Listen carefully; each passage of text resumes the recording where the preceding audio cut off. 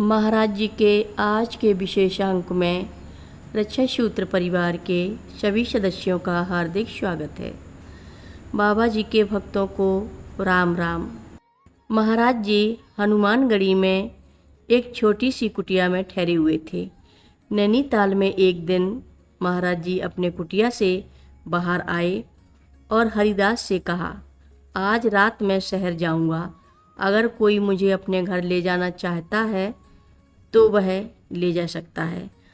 हरिदास मुस्करा रहे थे। उन्हें पता था कि यह मेरे लिए था, क्योंकि मैं महाराज जी पर इतने लंबे समय से अपने घर नहीं ले गया था, इसलिए मैं क्रोधित था। मैंने उन्हें अनदेखा किया। मैं उन्हें आमंत्रित करने के लिए बहुत क्रोधित था और मैं घर चला गया। बाद में रात के समय लगभग आधी रात को मेरे मुख्य द्वार पर जोर से दस्तक हुई। मैं ऊपर था और दरवाज़ा खोलने नहीं गया। अंत में मैंने महाराज जी की आवाज़ सुनी।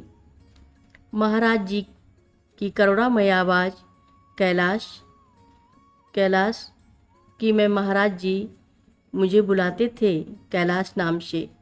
कैलाश मैं आया हूँ, अब दरवाज़ा खोलो। मैं अब क्रोधित नहीं रह सका। मेरा दिल पिघल गया और मैं रोने लगा। मैंने दरवाज़ा खोला और महाराज जी को अंदर आने दिया। वह पूरी रात रहे। एक बार मैंने ऐसा कुछ किया जिसने उनके प्रस्थान में 1 घंटे की देरी कर दी। यह टाला जा सकता था, लेकिन मैंने कोई ध्यान नहीं दिया। महाराज जी थोड़े नाराज़ या परेशान थे बाहर से, और उन्होंने कहा, तुम हमेशा बच्चे बने रहोगे। मुझे अभी नहीं पता कि यह एक श्राप था या वरदान। कभी कभी महाराज जी दुनियावी तरीके से व्यवहार करते थे, जैसे कि वे पैसे से जुड़े हुए थे। कैची मंदिर के पास एक खेत है जहाँ सब्जियाँ उगाई जाती थीं। महाराज जी ने मुझे उस खेत से उन सब्जियों को लेने के लिए कहा। भवाली ले जाना, बाजार में बेचना और उनके लिए अच्छा मूल्य प्राप्त करना।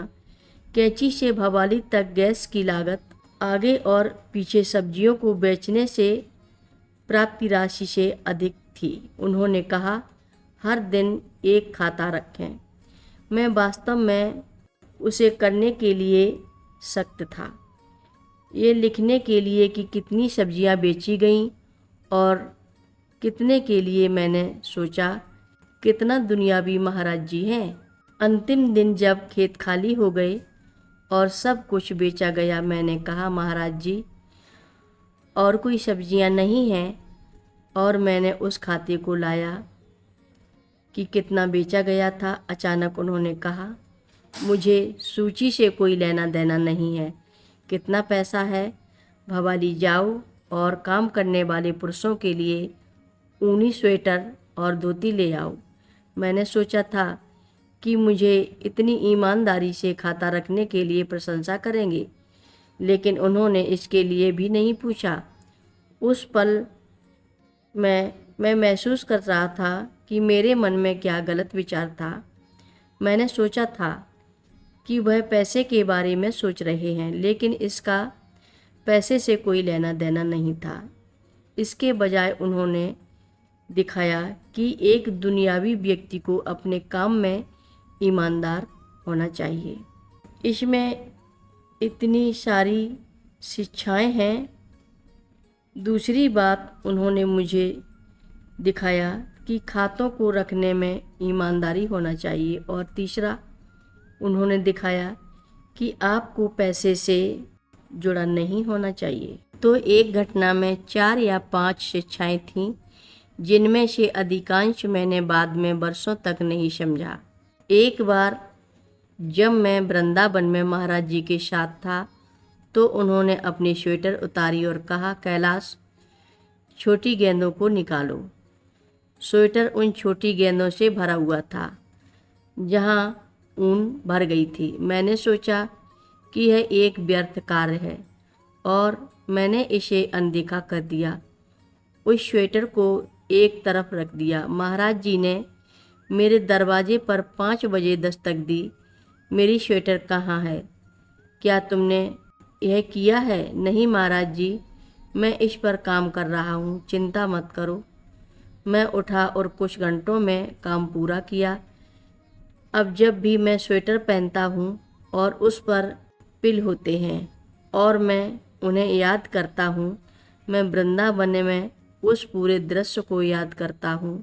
उस रात जब उन्होंने स्वेटर उतारा, सुबह मेरे दरवाजे पर दस्तक दी। इस कलयुग में भगवान का नाम याद रखना मुश्किल है, तो एक पल के लिए मैं उनके साथ हुई कुछ घटना को याद करता हूँ। कथा लंबी है, आगे की कथा सभी भक्तों को अगले भाग में सुनाएंगे। हर रोज महाराज जी की कथाएं सुनने के लिए सभी भक्तों का धन्यवाद। सभी भक्त रक्षा सूत्र चैनल को सब्सक्राइब करें, शेयर करें, लाइक करें, घंटी बजाना ना भूलें। कमेंट बॉक्स में लिख भेजें, जय नीव करोरी बाबा जी महाराज। सभी भक्त मिलकर बोलो, नीव करोरी बाबा जी महाराज की जय जय बोलो, सिद्धि माता की जय जय बोलो, जय श्री राम बोलो।